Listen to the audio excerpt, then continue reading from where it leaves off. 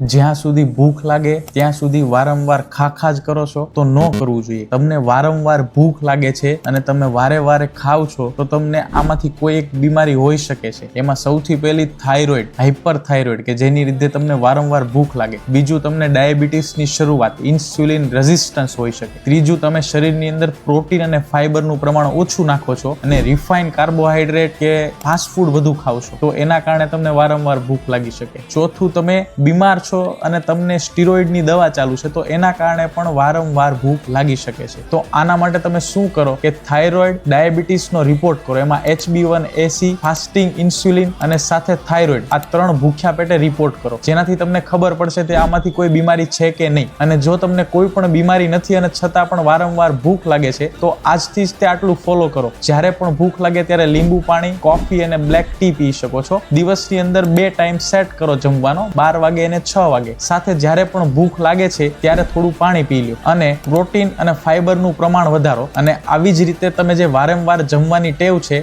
એને ઓછી કરો. તો શેર કરો એવા વ્યક્તિઓને કે જેમને વારંવાર ભૂખ લાગે છે અને વારંવાર જમવાનું જોઈએ છે.